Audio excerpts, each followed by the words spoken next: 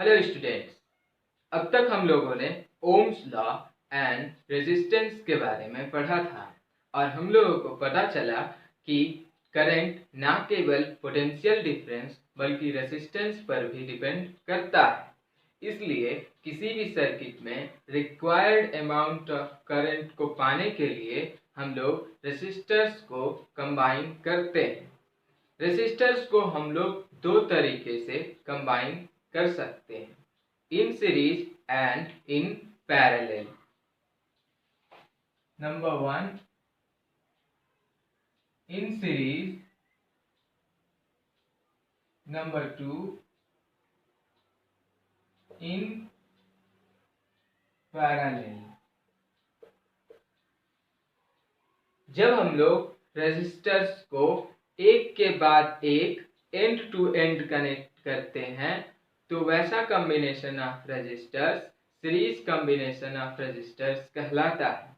लेकिन जब हम लोग रेसिस्टर्स को किसी दो पॉइंट के बीच में कनेक्ट करते हैं तो वो पैरेलल कॉम्बिनेशन ऑफ रेसिस्टर्स कहलाता है।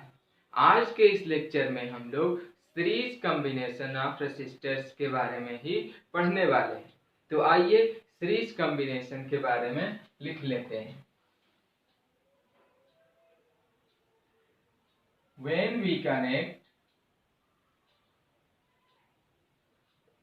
two or more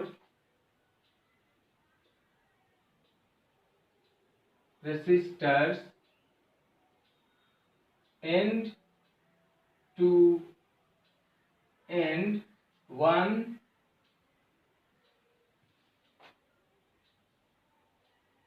after another, then it is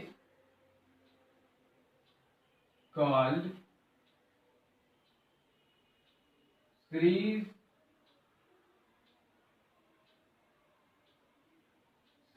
combination of resistors।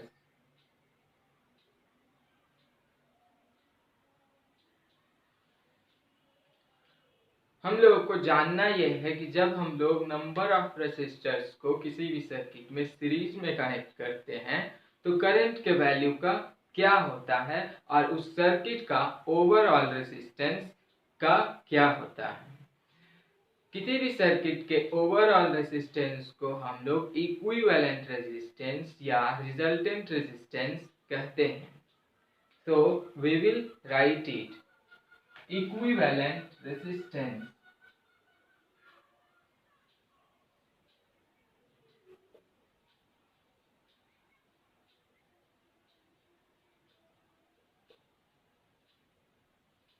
Equivalent resistance is the total resistance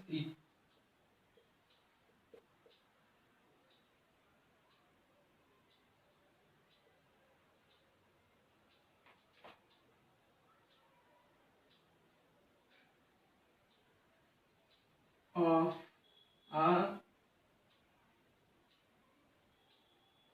circuit. It is also called what?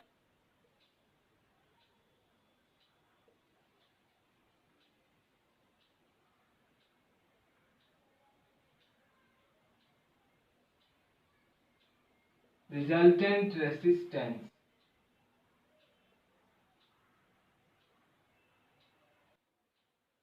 तो आइए जानते हैं कि जब किसी भी सर्किट में रेसिस्टर सीरीज में कनेक्ट होता है तो उसका इक्विवेलेंट रेजिस्टेंस हम लोग कैसे निकालते हैं।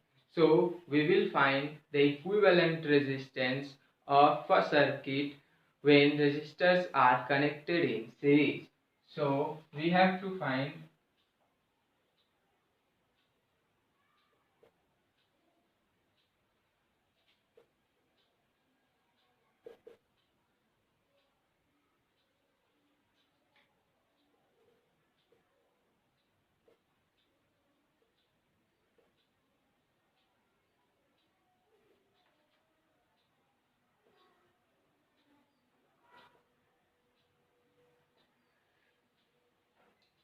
सीरीज कॉम्बिनेशन ऑफ रेसिस्टर्स का इक्विवेलेंट रेजिस्टेंस को फाइंड करने के लिए मान लेते हैं कि हम लोग के पास तीन रेसिस्टर्स है जो एंड टू एंड सीरीज में कनेक्टेड है। मान लेते हैं कि इसका रेसिस्टेंस R1, दूसरे रेसिस्टर्स का रेसिस्टेंस R2 और तीसरे रेसिस्टर का रेसिस्टेंस R3 है, और इनसे ये तीनों रेसिस्टर्स एक बैटरी से कनेक्टेड है जिसका पोटेंशियल डिफरेंस V है। यहाँ पर हम लोगों ने एक स्विच लगाया है और ये हम लोग का सर्किट कंप्लीट हो। अब हम लोग resistors R1, R2 and R3 में करंट के अमाउंट को मेजर करने के लिए सबसे पहले एमोमीटर को यहाँ कनेक्ट करेंगे और मेजर करेंगे कि R1 को कितना अमाउंट ऑफ करंट मिल रहा है। तो मान लेते हैं कि R1 को I अमाउंट ऑफ करंट मिल रहा है। फिर हम लोग एमोमीटर को यहाँ से यहाँ लगाएंगे और ये चेक करेंगे कि R2 के पास कितना अमाउंट ऑफ करंट पहुंच रहा है। तो हम लोग ऑब्जर्व करेंगे कि I2 के पास भी I अमाउंट ऑफ करंट ही पहुंच रहा है। अगेन एट लास्ट हम लोग एमोमीटर को यहाँ लगाएंगे और चेक करेंगे कि R3 के पास कितना अमाउंट ऑफ करंट पहुंच रहा है। देन हम लोग ऑब्जर्व करेंगे कि R3 को भी I अमाउंट ऑफ करंट मिल रहा है।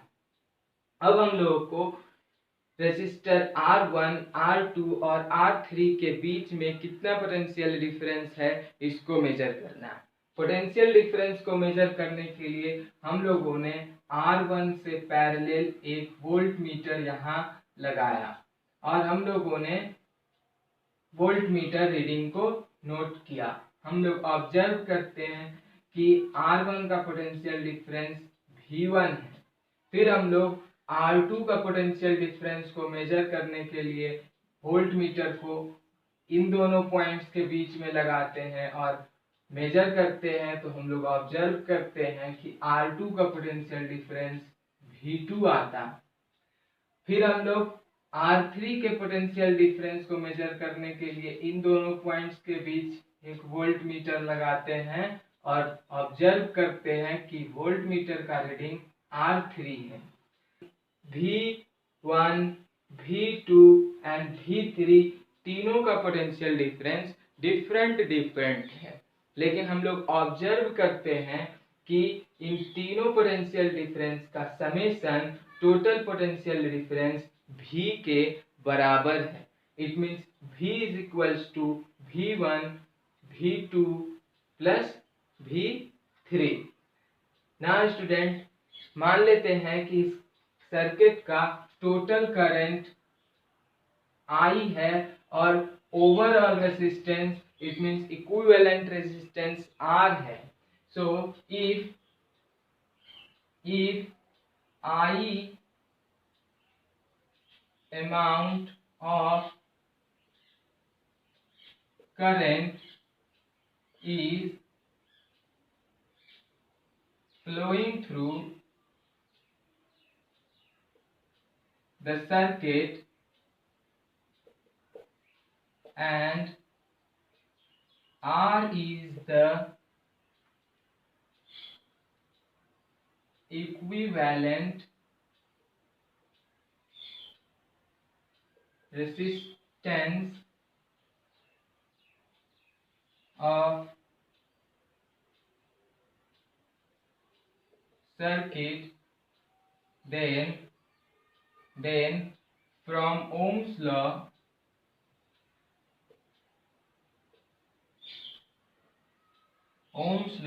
V is equals to I R, and we know that the total potential difference V is equals to V1 plus V2 plus V3. Now we know that V1 is what? From Ohm's law, V1 is equals to I R1, V2 is equals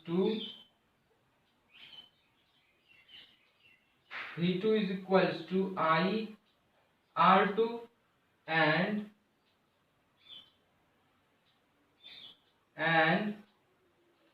V3 is equals to IR3. Now we will put the value of V, V1, V2 and V3 in this equation. So we will get V is equals to IR, V1 is equals to IR1 plus V2 is equals to IR2 plus V3 is equals to IR3. Now I is common here, so we will take I as common.